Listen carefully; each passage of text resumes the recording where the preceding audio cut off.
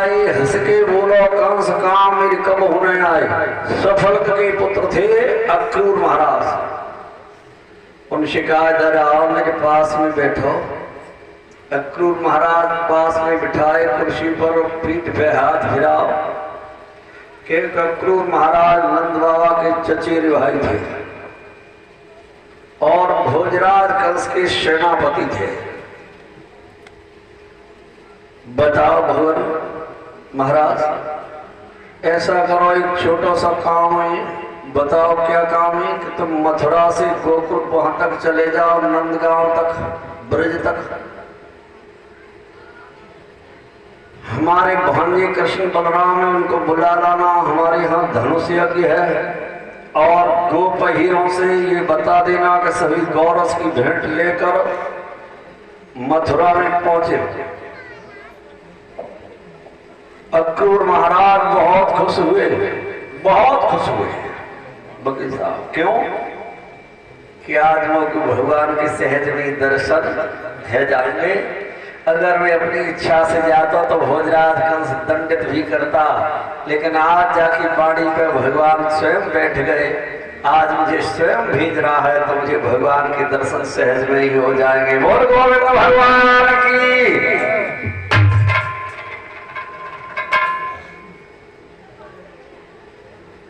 हीराधन परीक्षक दूसरे क्षण ही विचार आया, मन का काम क्या है?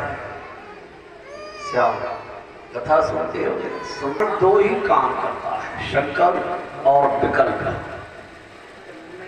पहले तो बड़े खुश हुए, विकल्प उठा कंसन को बुला के मरवा देगा, मुझे दोष लग जाएगा। हीराधन परीक्षक लेकिन राजा की आज्ञा है और मथुरा नगरी से नंदगांव की ओर चलती है। धीरे धीरे चलते जा रहे, संध्या हो गई। भगवान आदिल सरकार मुरली मनोहर जंगल से गाय नंदगांव की ओर ले जा चुके हैं।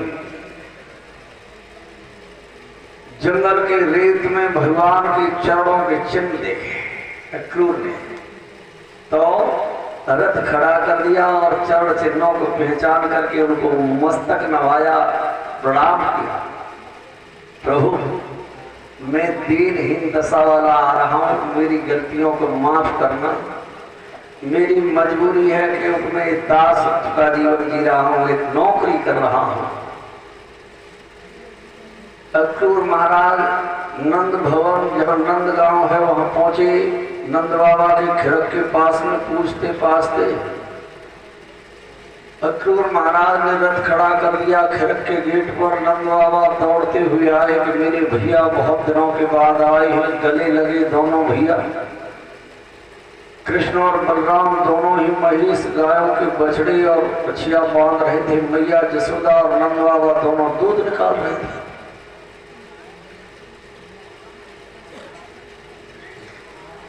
दोनों भाई गले लगे कृष्ण के बाबा और अक्रूर। कुशल तो ही भैया मथुरा में सभी ठीक है।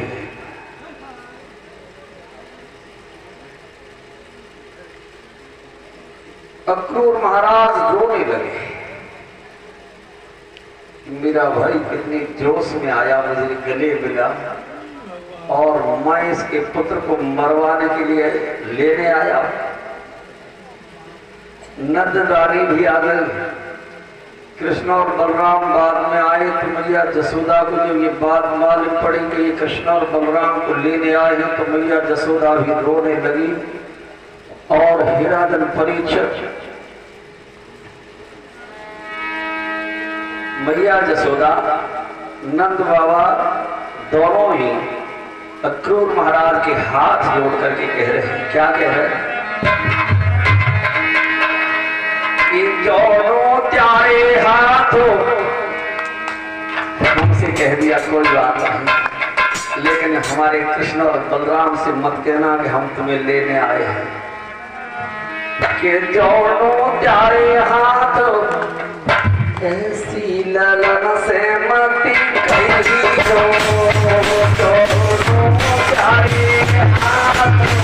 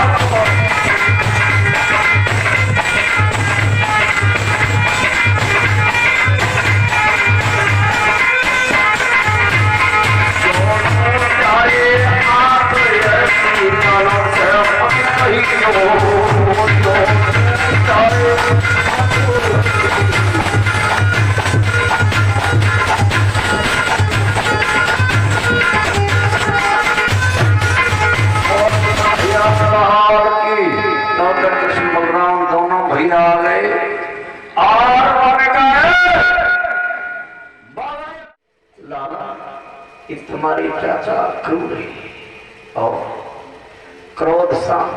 फिर मैया क्यों रो रही है, तुम क्यों रो रहे हो? बहुत दिनों के बाद मिले भाई भाई से ये प्रेम के आंसू। हिरादन बात छुपा लिया। भगवान श्याम सुंदर मुरली मनोहर चाचा क्रूर की ओर बढ़े पैर छूने के लिए। क्रूर ने अपने कलेजे से लगाया, मेरे धन्य भागे, आज सारे संसार के स्वामी मेरे सामने ही मेरे कलेजे से चलता है। हीराजन परीक्षक घर को ले गए, भोजन कराया। ब्रज के मुखिया नंद बाबा थे, उनसे कहा कि सभी यदुवंशियों से गोप हीरों से कह दो सुबह गौरस की भेंट लेकर मथुरा पहुंचे। नंद बाबा मुखिया ने ढिढोरा पिटवा दिया सारे गांव में। और हिराजन परीक्षक की खबर जब ब्रज की गोपियों को पड़ी कि अक्रूर नाम का कोई दुष्ट आत्मा भगवान कृष्ण को लेने के लिए आया है मथुरा से, तो मथुरा की ओर जाने वाले सभी रास्ते सील कर जाने नहीं देंगे। इधर अक्रूर महाराज को नींद नहीं आई आधी रात के समय। अगर मैं सुबह गया तो कृष्ण और बलराम जग जाएंगे, मेरे साथ रथ में बैठ के चल दिए तो मुझे दोष लग जाएगा। कंस दुष्ट आत्मा है, छोड़ेगा नहीं, मरवा देगा। आधी रात के समय रथ में घोड़े लगाए और चुपके से चल दिए। भगवान सर्वात्मा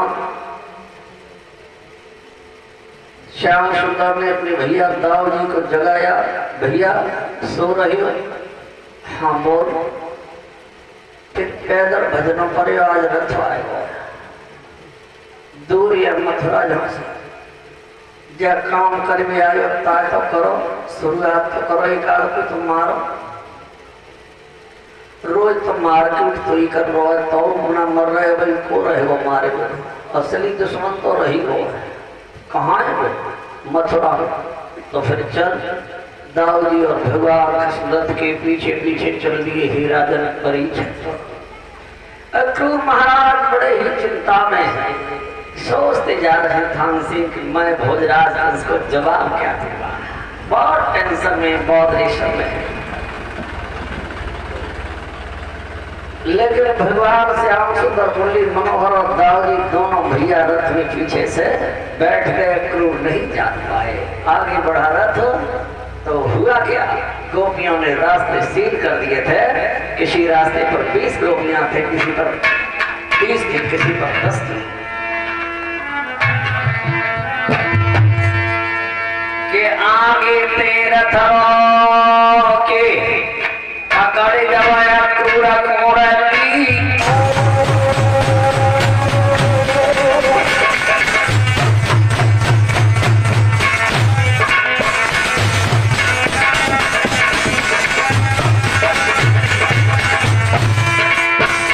बहुत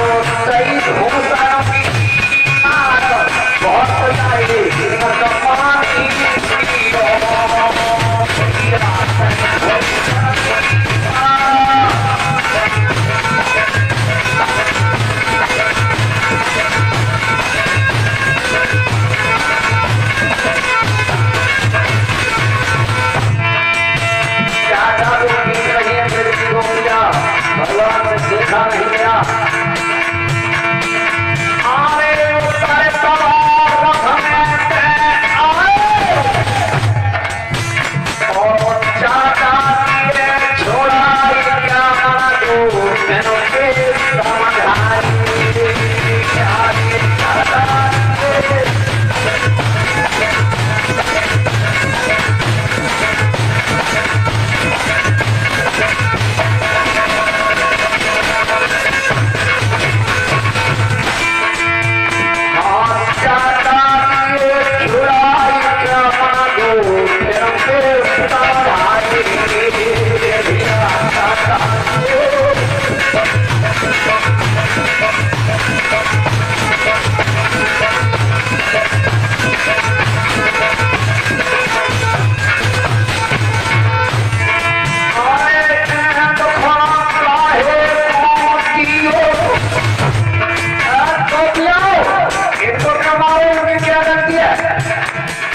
गलती हमारी है, हमें मारो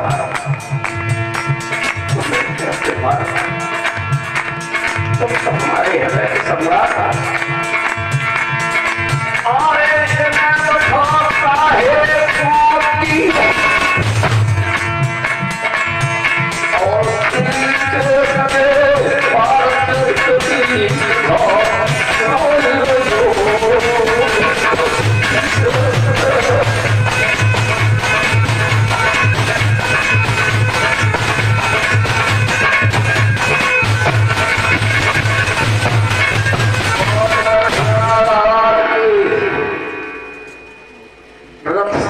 उतरे गोपियों को समझा क्यों रही इनको क्या मार रही हो, हमें मारो, गलती हमारी है, हम जा रहे हैं मथुरा को।